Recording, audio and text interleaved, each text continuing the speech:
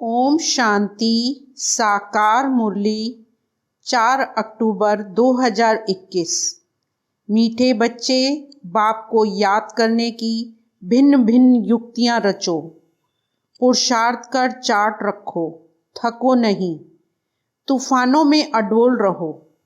प्रश्न: बच्चों को अपना कौन सा अनुभव आपस में एक दो को सुनाना चाहिए?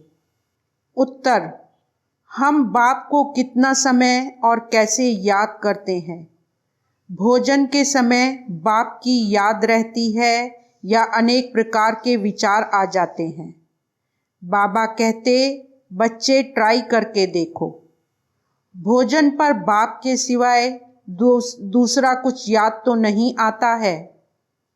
फिर आपस में एक दो को अनुभव सुनाओ। दूसरा, कोई भी दर्दनाक सीन देखते हमारी स्थिति कैसी रही, इसका भी अनुभव सुनाना चाहिए। गीत लाख जमाने वाले। ओम शांति। मीठे मीठे बच्चे अब बेहद बाप को कैसे भूलेंगे, जिससे बेहद का वर्षा मिलता है, जिसको आधा कल्प से याद करते थे। यह तो समझाया है कि मनुष्य को कभी भगवान नहीं कहा जाता। तो अब जबकि बेहद का बाप मिला है, उसकी याद में ही करामात है। जितना पतित पावन बाप को याद करेंगे, उतना पावन बनते जाएंगे। तुम अपने को अब पावन कह नहीं सकते हो जब तक अंत हो। जब संपूर्ण पावन बन जाएंगे तो यह शरीर छोड़ जाएं, संपूर्ण पवित्र शरीर लेंगे। जब सतयुग में नया शरीर मिले तब संपूर्ण कहेंगे। फिर रावण का खात्मा हो जाता है। सतयुग में रावण की एफिजी नहीं बनाई जाती है। तो तुम बच्चे जब बैठते हो, चलते फिरते हो, तो बुद्धि में यह याद रहे, अब हमने 84 का चक्र पूरा किया है। फिर नया चक्र शुरू होता है।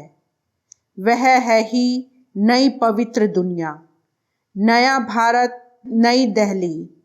बच्चे जानते हैं, पहले जमुना का कंठा है, जहाँ पर परिस्तान बनना है। बच्चों को बहुत अच्छी रीति समझाया जाता है। पहले पहले तो बाप को याद करो।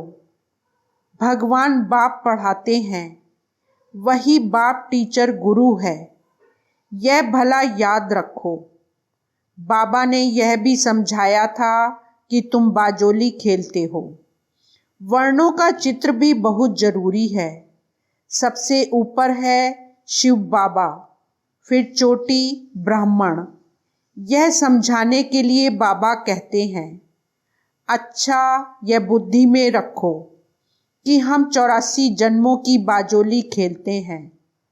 अब संगम है, बाप जास्ती समय नहीं रहते हैं, फिर भी 100 वर्ष तो लगते हैं।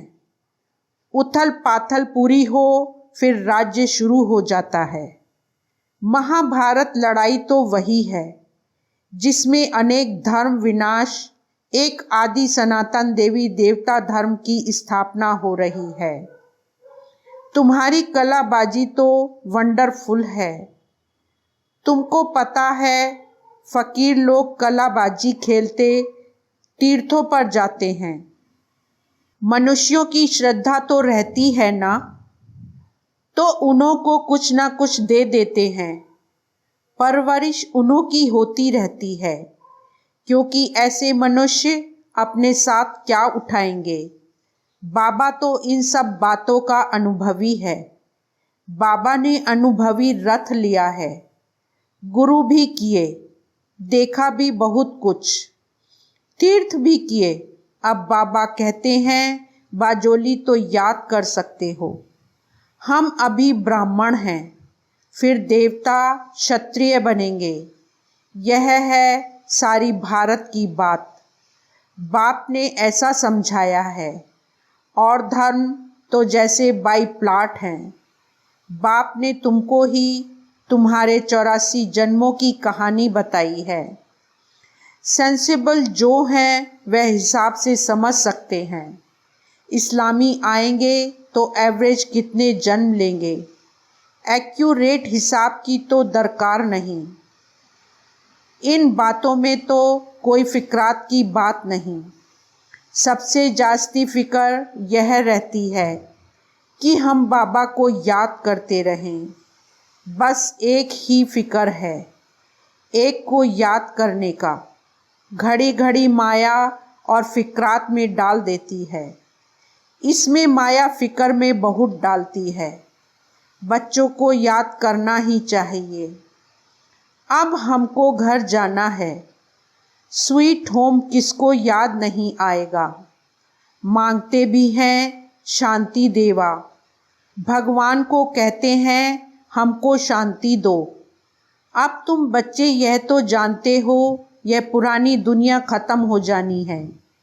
यह भी तुम्हारी बुद्धि में है और मनुष्य तो घोर अंधियारे में है।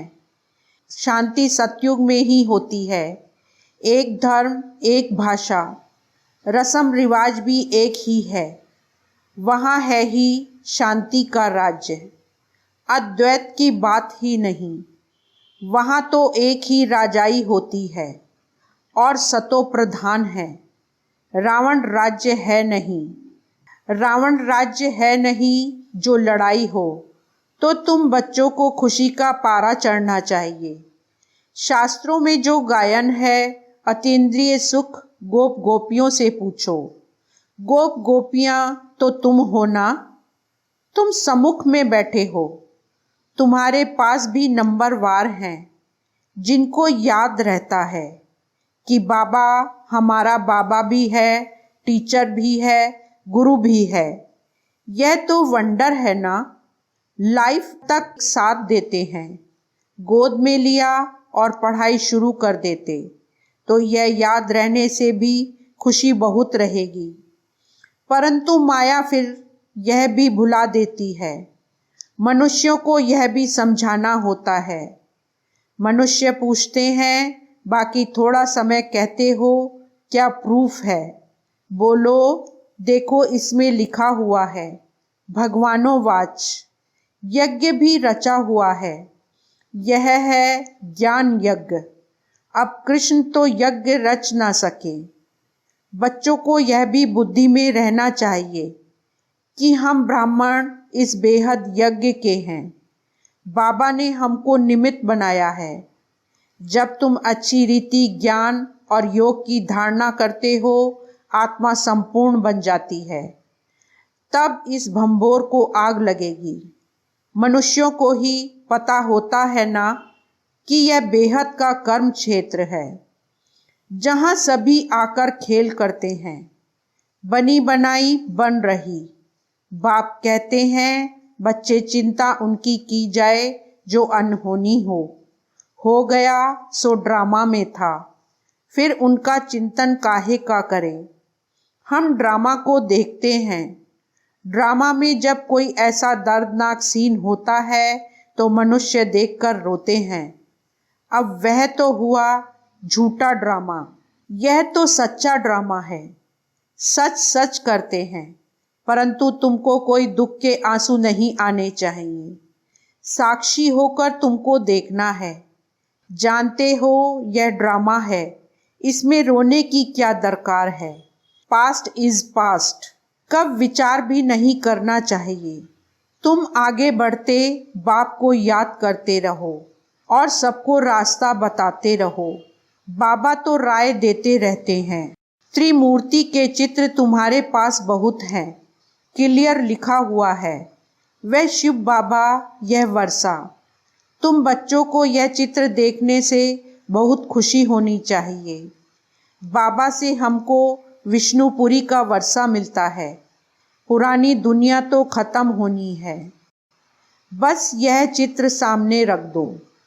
इसमें खर्चा तो कुछ भी नहीं है। झाड़ भी बहुत अच्छा है। रोज सवेरे उठकर विचार सागर मंथन करो। अपना टीचर आपे ही बनकर पढ़ो।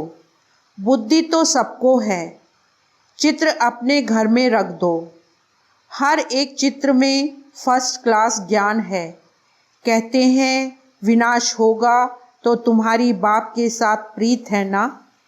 कहते भी हैं सतगुरु मिला दलाल के रूप में। तो तुम्हें कितनी अच्छी अच्छी बातें समझने समझाने के लिए मिली हैं।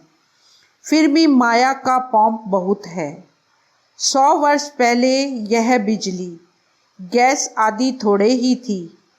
आगे वाइसराय आदि 4 घोड़े की 8 घोड़े की गाड़ी में आते थे। आगे साहूकार लोग गाड़ी में चढ़ते थे। अब तो विमान आदि निकल पड़े हैं। आगे यह कुछ नहीं था। 100 वर्ष के अंदर यह क्या हो गया है। मनुष्य समझते हैं कि यही स्वर्ग है। अब तुम बच्चे जानते हो स्वर्ग तो स्वर्ग है। यह सब पाई पैसे की चीज़ें हैं। इनको आर्टिफिशियल पॉम्प कहा जाता है। अब तुम बच्चों को यही एक फुरना चाहिए कि हम बाप को याद करें, जिसमें ही माया विघन डालती है। बाबा अपना मिसाल भी बतलाते हैं। भोजन खाता हूँ, बहुत कोशिश करता हूँ, याद में रह खाऊं, फिर भी भूल जाता हूँ। तो समझता हूँ बच्चों को तो मेहनत बहुत होती होगी। अच्छा बच्चे तुम ट्राई करके देखो, बाबा की याद में रहकर दिखाओ। देखो सारा समय याद ठहर सकती है। अनुभव सुनाना चाहिए। बाबा सारा समय याद ठहर नहीं सकती है। बहुत किस्म किस्म की बातें याद आ जाती हैं। बाबा खुद अपना अनुभव बताते हैं। बाबा ने जिसमें प्रवेश किया यह भी पुरुषार्थी है। इन पर तो बड़े झंझट हैं। बड़ा कहलाना, बड़ा दुख पाना, कितने समाचार आते हैं। विकारों के कारण कितना मारते हैं, घर से निकाल देते हैं। बच्चियां कहती हैं मैं ईश्वर की शरण में आई हूँ। कितने विघन पड़ते हैं। कोई के पास शांति नहीं है। तुम बच्चों को खातरी है, अभी पुरुषार्थ कर श्रीमत पर चल शांति में रहते हो। इस बाबा ने यहाँ भी कई ऐसे घर देखे हैं जहाँ आपस में मेल मिलाप में बहुत रहते हैं। सभी बड़ों की आज्ञा में चलते हैं। कहते हैं हमारे पास तो जैसे स्वर्ग लगा पड़ा है। अभी बाबा तुमको ऐसे स्वर्ग में ले जाते हैं जहाँ सब प्रकार के सुख हैं। देवताओं का 36 प्रकार का भोजन गाया हुआ है। अब तुम स्वर्ग का वर्षा बाप से लेते हो। वहाँ तो कितने स्वादिष्ट वैभव खाते रहेंगे और पवित्र होंगे। अब तुम उस दुनिया के मालिक बनते हो। राजा रानी प्रजा में फर्क होगा ना। आगे राजाएं लोग बहुत भपके में रहते थे। यह तो ठहरे पतित और रावण के राज्य में। तो विचार करो सतयुग में क्या होगा। सामने चित्र लक्ष्मी नारायण के रखे हैं। कृष्ण के लिए झूठी बातें लिख बदनामी कर दी है। झूठ माना झूठ, सच की रत्ती नहीं। अब तुम समझते हो हम स्वर्ग के मालिक थे, फिर 84 जन्म ले बिल्कुल शूद्र बुद्धि बन गए हैं। क्या हाल हो गया है। अब फिर पुरुषार्थ कर क्या बनते हो। बाबा पूछते भी हैं ना कि तुम क्या बनेंगे। तो सब हाथ उठाते हैं सूर्यवंशी बनेंगे। हम तो माता पिता को पूरा फॉलो करेंगे। कम पुरुषार्थ थोड़े ही करेंगे। सारी मेहनत याद और आप समान बनाने पर है। इसलिए बाप कहते हैं जितना हो सके सर्विस करना सीखो। है बहुत सहज। यह शिव बाबा, यह विष्णुपुरी, लक्ष्मी नारायण का राज्य होगा। यह तो बहुत अनुभवी हैं। सीढ़ी पर तुम समझा सकते हो। तुम बच्चों को यह झाड़ चक्र देखने से ही बुद्धि में सारा ज्ञान आ जाना चाहिए। यह तो लक्ष्मी नारायण है। इन्हों की राजधानी कहाँ चली गई। किसने लड़ाई की, जिससे हराया। अब तो वह राज्य है नहीं। इन ईश्वरीय बातों को कुछ नहीं जानते हैं। तुम बच्चों को यह भी साक्षात्कार हुआ है कैसे गुफाओं खानियों से जाकर सोने हीरे आदि ले आते हैं। यह साइंस तुम्हारे सुख के लिए होगी, यहाँ है दुख के लिए। वहाँ एरोप्लेन भी फुल प्रूफ होंगे। बच्चों ने शुरू में यह सब कुछ साक्षात्कार किया हुआ है, पिछाड़ी में भी तुम बहुत साक्षात्कार करेंगे। यह भी तुमने साक्षात्कार किया है। चोर लूटने आते हैं, फिर तुम्हारी शक्ति का रूप देख भाग जाते हैं। वह सब बातें पिछाड़ी की हैं। चोर लूटने तो आएंगे, तुम बाप की याद में खड़े होंगे तो वह एकदम भाग जाएंगे। अब बाप कहते हैं बच्चे खूब पुरुषार्थ करो। मुख्य बात है पवित्रता की।